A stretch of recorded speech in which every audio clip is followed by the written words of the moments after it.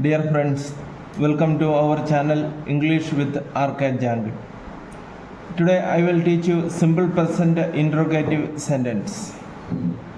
दोस्तों, हमारा channel English with R K जंग में आपका हार्दिक स्वागत है।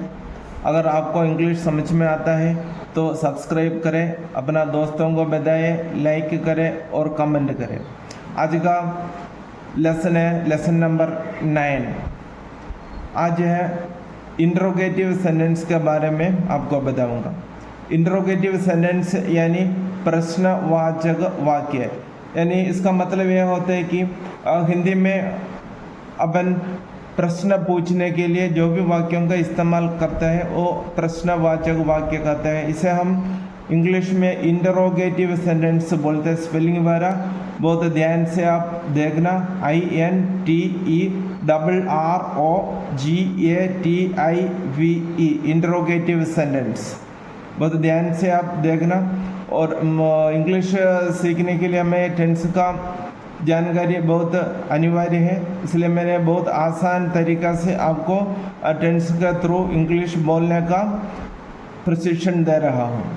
अभी तक आज तक आप लोग साधारण वाक्य यानी अफर्मेटिव सेंटेंस बनाना सीखा है सिंपल प्रेजेंट में। सबसे पहले हमें सिंपल प्रेजेंट में हिंदी वाक्य का पहचान को एक बार और याद रखना है। हिंदी वाक्यों में क्रिया के साथ ता है, ती है, ता हूँ, ती हूँ, ते हैं आदि शब्द प्रयुक्त होता है, तो हम पता करना चाहिए, हमें पता लगना चाहिए सिंपल प्रेजेंट। इसमें साधारण वाक्य बनाने का तरीका मैंने आपको सिखाया है।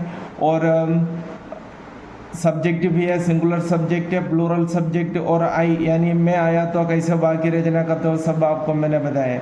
आज का लेसन में इंट्रोगेटिव सेंटेंस यानी प्रश्नवाचक वाक्य कैसे बनाता है ये हमें सीखना है। देखो, हिंदी में प्रश्नवाचक वाक्य दो प्रकार के होते हैं। हिंदी में प्रश्नवाचक वाक्य दो प्रकार का होते हैं। उदाहरण के लिए पूछे तो क्या से शुरू होने वाला वाक्य, यानी क्या से शुरू होने वाला वाक्य यानी रोजाना अपना घर पर हम बहुत सारे वाक्य ऐसा बनाते हैं। क्या मम्मी खाना बनाती है, क्या मेरा भाई दौड़ता है, क्या मेरा भाई पढ़ाई करता है, क्या मेरा दीदी नाचती है। इस प्रकार के सभी वाक्य क्या से शुरू होते हैं। और दूसरा है, मैंने बताया हिंदी में प्रश्नवाचक वाक्य दो प्रकार का होता है। क्या से शुरू होते हैं, अभी मैंने उदाहरण बताया। और वाक्य, हिंदी वाक्य के बीच में प्रश्न सूचक शब्द आने वाला वाक्य। आज हम क्या से शुरू होने वाले सीखेंगे। और दूसरा है वाक्य के बीच में प्रश्न सूचक शब्द आने वाला वाक्य। उदाहरण के लिए वह कहाँ जाता है, वह क्यों जाता है, वह गृह कार्य क्यों करता है, दीदी कब नाचती है, पापा ऑफिस कब जाते हैं, मम्मी खाना कब तैयार करती है। उस प्रकार का बीच में क्या, कब, उस प्रकार का शब्द आते हैं। आज हमारा मेन है क्या से शुरू होने वाले वाक्यों का रचना हम अंग्रेजी में कैसे करते हैं। क्या से शुरू होने वाले वाक्यों के अंग्रेजी लिखने या बोलने के लिए, यानी क्या से शुरू होने वाले सभी वाक्यों के अंग्रेजी लिखने या बोलने के लिए टेंस के अनुसार, टेंस अभी हम तो सीख रहे हैं कि सिंपल प्रेजेंट है, टेंस के अनुसार हेल्पिंग वर्ब से ही लिखते हैं या बोलते हैं। यानी क्या से शुरू होने वाले सभी हिंदी वाक्य हम अंग्रेजी में लिखने के लिए या बोलने के लिए उस टेंस के अनुसार जो हेल्पिंग वर्ब, अभी हम सिंपल प्रेजेंट टेंस सीख रहे हैं। मैं आपको सिंपल प्रेजेंट बता रहा हूँ या पढ़ा रहा हूँ। आज क्या से शुरू होने वाले वाक्य सिंपल प्रेजेंट में कैसे बनाते हैं। सिंपल प्रेजेंट का पहचान आपको पता है। हिंदी वाक्यों में क्रिया के अंत में ता है, ती है, ता हूँ, ती हूँ आदि शब्द प्रयुक्त होते हैं। अभी हम उस प्रकार का वाक्य कैसे हम इंट्रोगेटिव में या प्रश्नवाचक वाक्य अंग्रेजी में बोलते हैं या लिखते हैं। आपको पता है ना, गोल्डन रूल्स पहले अपन को चाहिए, गोल्डन रूल्स। और सिंपल प्रेजेंट का हेल्पिंग वर्ब है आपको पता है डस और डू। डस एक वचन का साथ है, डू बहुवचन, और अगर सब्जेक्ट में आई यानी मैं आया तो डू का प्रयोग करते हैं। देखो मैंने तीनों रूल्स आपके लिए बनाया है। बीच में एक बात और, आपको अपना चैनल पसंद आ गया तो सब्सक्राइब करके कमेंट्स करना, शेयर करना, मुझे बताना कैसे आपको समझ में आता है या नहीं। और बीच में एक और बात है, अगर आपको कर्सिव राइटिंग समझ में नहीं आता है मुझे बता देना। देखिए क्या से शुरू होने वाले वाक्यों का अंग्रेजी कैसे हम लिखते हैं या कैसे हम बोलते हैं।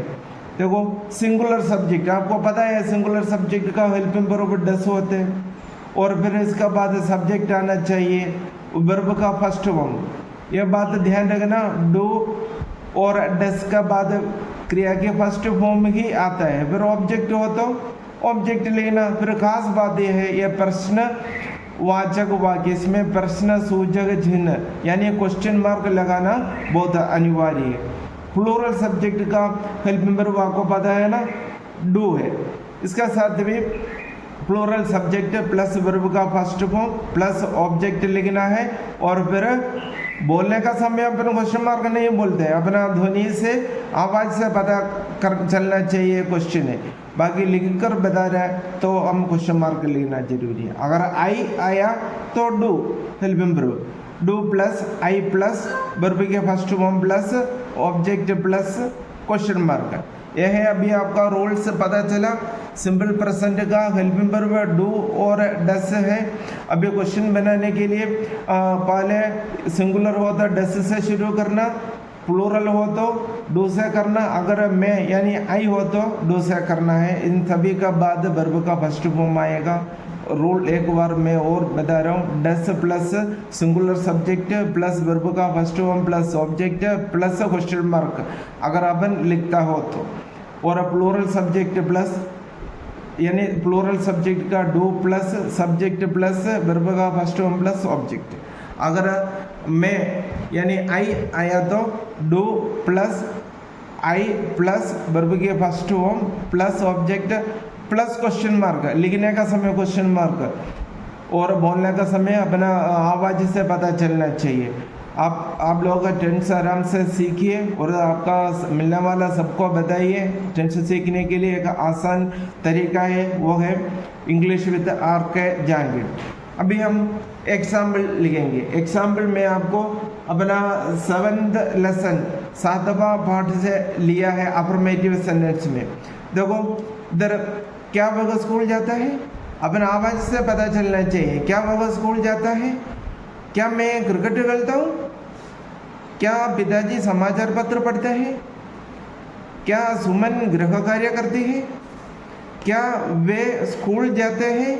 इसमें अपना आवाज़ से पता चला। एक बात आप ध्यान रखिए कि अपना इसमें अगर क्या हटा दिए तो हमें अफर्मेटिव सेंटेंस मिलता है, वह स्कूल जाता है।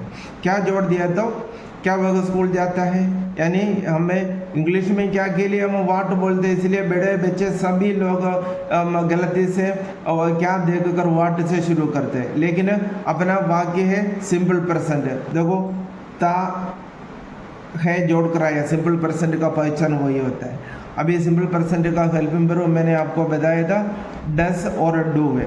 अभी हम इसमें पता चलना है सब्जेक्ट क्या है, वर्ब क्या है, ऑब्जेक्ट क्या है। देखो हाँ को एक बार भूल जाओ, फिर देखो वह स्कूल जाता है। काम करने वाला कौन है? वह क्या करता है? जाना का कार्य करता है। कहाँ जाता है? स्कूल जाता है। तो अब सब्जेक्ट भी पता चला, वर्ब भी पता चला, ऑब्जेक्ट भी पता चला। सब्जेक्ट वह जाता है आया, इसलिए ही है, ही यानी सिंगुलर। देखो सिंगुलर का गोल्डन रूल डस प्लस सब्जेक्ट, इसलिए मैं इधर आपके लिए बताया है डस। सब्जेक्ट सिंगुलर होने से डस लिखा है।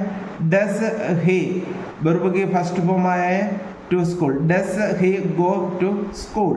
क्वेश्चन मार्क लिखने का समय, हम बोलने का समय अपना आवाज़ से पता चलना चाहिए। कैसे? डस he go to school. Second, क्या मैं क्रिकेट खेलता हूँ?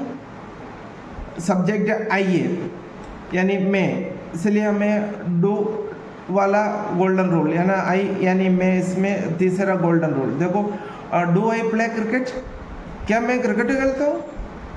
नेक्स्ट है, क्या पिताजी समाचार पत्र पढ़ते हैं। इसमें से सब्जेक्ट को पता करने के लिए क्या को एक और छुपा देना, और फिर पिताजी समाचार पत्र पढ़ते हैं। काम करने वाला कौन है, पिताजी। क्या करता है, पढ़ने का कार्य करता है। क्या पढ़ना है, समाचार पत्र। अभी सब्जेक्ट आपको समझ में आया, वर्ब समझ में आया, ऑब्जेक्ट समझ में आया, फिर इधर क्या देखकर आपको पता चला, ये इंट्रोगेटिव सेंटेंस यानी प्रश्नवाचक वाक्य है। क्या पिताजी समाचार पत्र पढ़ते हैं। पिताजी सिंगुलर होने से हमें पहला रूल लेना है, डस। डस फादर, डस आया, हेल्पिंग वर्ब आया, फादर सब्जेक्ट आया, और रीड वर्ब आया, वर्ब का फर्स्ट फॉर्म ही आएगा। डू डस के बाद डस फादर रीड न्यूज़पेपर। आ गए ना समझ में आपको। नेक्स्ट, क्या सुमन गृह कार्य करती है। क्या को एक बार आप भूल जाओ, सुमन गृह कार्य करती है केवल, तो हमें पता चले अफर्मेटिव। तो हमें इसमें से पता करना है सब्जेक्ट वर्ब ऑब्जेक्ट क्या है, और फिर सब्जेक्ट कार्य करने वाला है सुमन है, और काम है करना यानी डू, ऑब्जेक्ट है गृह का कार्य। फिर इधर क्या देखने से आपको पता चला, ये इंट्रोगेटिव सेंटेंस है, और सुमन एक वचन है, इसलिए हमें फर्स्ट गोल्डन रूल लेना है, डस सुमन डू होमवर्क। क्या सुमन गृह का कार्य करती है, डस सुमन डू होमवर्क। आपको समझ में आ गए होंगे। और लास्ट है आज का, क्या वे स्कूल जाते हैं। सब्जेक्ट वे, जाना वर्ब, और स्कूल ऑब्जेक्ट। क्या देखकर आपको पता चला, ये तो इंट्रोगेटिव सेंटेंस यानी प्रश्नवाचक वाक्य। सब्जेक्ट है वे को इंग्लिश में अपन दे बोलता है। पहला का लेसन में आप देखना, एक वचन और बहुवचन सब्जेक्ट का उदाहरण मैंने बताया है। और वे यानी दे यानी बहुवचन है, इसलिए अपना सेकंड रूल से लिखना है। देखो रूल के अनुसार हेल्पिंग वर्ब डू है, हेल्पिंग वर्ब डू आया, सब्जेक्ट दे आया, वर्ब का फर्स्ट फॉर्म आया, और ऑब्जेक्ट है to school. Do they go to school. इस प्रकार अनेक सब्जेक्ट और चेंज करके, वर्ब चेंज करके कितना वाक्य बनाना है हम बना सकते हैं। और अपना एक वचन सब्जेक्ट और बहुवचन सब्जेक्ट का उदाहरण मैंने पहले लेसन में दिया है, अब वो भी देखना। अगर आपका अपना पाठ समझ में आ गया तो चैनल को सब्सक्राइब करें, अपना दोस्तों को बताइए बेटा।